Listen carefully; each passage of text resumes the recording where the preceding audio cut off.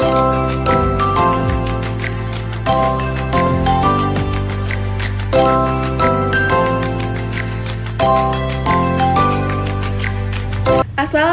warahmatullahi wabarakatuh. Halo semuanya, perkenalkan nama saya Nabila Dulfisadia dengan NIM 06101182429021 dari kelas A Indralaya.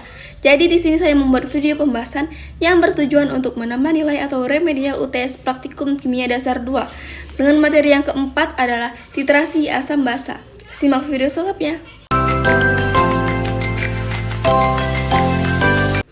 Titrasi asam basa adalah metode analisis kuantitatif yang digunakan untuk menentukan konsentrasi zat, asam, atau basa di dalam suatu larutan dengan cara menambahkan larutan standar atau yang sudah diketahui konsentrasinya secara bertahap hingga terjadinya suatu netralisasi. Prinsip dasar dari titrasi asam basa ini adalah reaksi netralisasi antara ion H+ dari asam dan ion OH- dari basa yang menghasilkan air, H2O, dan garam.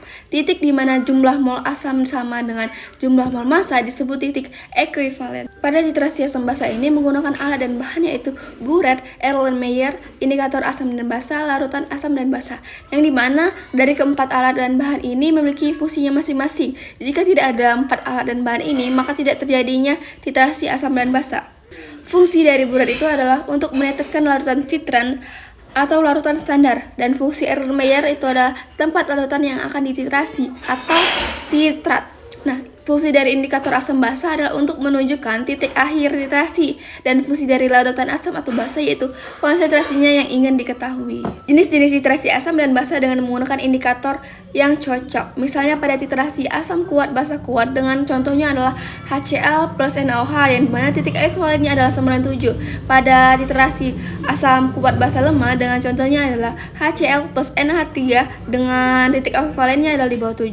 Dan pada titrasi asam lemah basa kuat dengan menggunakan CH3COH plus NaOH pada titik ekuivalennya adalah di atas 7.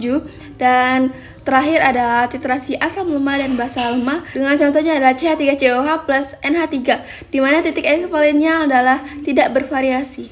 Pada perhitungan titrasi asam basa menggunakan rumus yaitu M1 dikali V1 sama dengan M2 dikali V2 yang dimana keterangannya adalah M1 dan V1 itu adalah molaritas dan volume larutan pertama, dan M2 serta V2 itu adalah molaritas dan volume larutan kedua. Fungsi dan kegunaan titrasi itu adalah yang pertama adalah untuk menentukan konsentrasi larutan yang tidak diketahui. Yang kedua adalah digunakan di bidang industri, laboratorium, lingkungan, dan pendidikan. Dan yang terakhir adalah untuk memastikan kadar keasaman atau kebasan suatu produk seperti obat, makanan, ataupun air.